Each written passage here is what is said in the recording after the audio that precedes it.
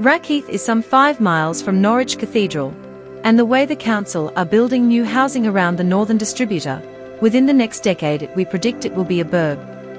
There is a new educational and memorial project of period Nissen huts coming up in Green Lizard Wood, having recently received approval from Broadland District Council. But we decided to go and have a look at what is already there, and pop the drone up, to get a topographical impression of the old airfield before they start additional housing on that historic landscape. The memorial to the 467th Bomb Group sits in the heart of the industrial estate, which is rammed with small and medium-sized businesses.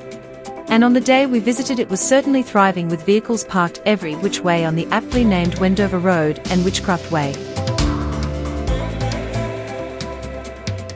Site 6 is a little bit further down Green Lane towards the village from which the airfield takes its name, and is on the southern side of the station. Here, amongst the trees of Newman Wood, attention to the remaining base infrastructure has been developed into a memorial site in its own right. As a traveller, you certainly get enough information from the storyboards to arm yourself with the detail of the operations and the social interaction of our cousins from the USA. From the map on display it was not difficult to establish and orientate the most important navigational waypoints of the Green Man on Wroxham Road, the Soul and Hill pub in Rackheath itself, and Salhouse Railway Station, for those all-important trips to the smoke. We are pretty sure that Rackheath Eco Town will happen at some point in the future, either with parishioners' consent or not, and a new railway station may yet be built 300 metres south of the existing one.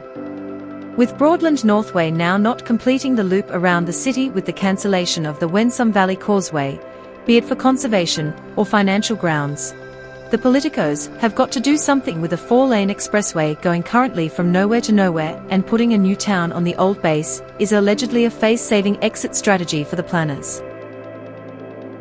Looking online at the images of Salhouse Station from 1944, there were buildings on both the up and the down line platforms.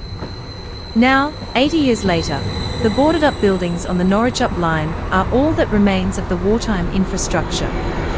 The 2nd Air Division used the railways extensively to move munitions, materials and people, and here in Salhouse, the perimeter of the airfield ran right up to the station. We launched the drone from the northwest corner, mapped as the bomb dump on the 1946 vertical photographs, which appear online.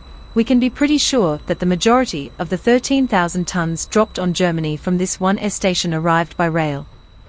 As we continue to capture images and footage for the East Anglia documentary group project, 26 miles, celebrating the 200 years of the railway with the Railway 200 organisation, we are becoming increasingly aware of the importance of the railways and how the staffing changed to include far more women at work, which is perhaps totally understandable. We will look at Deutsche Bahn when we get to Berlin in August.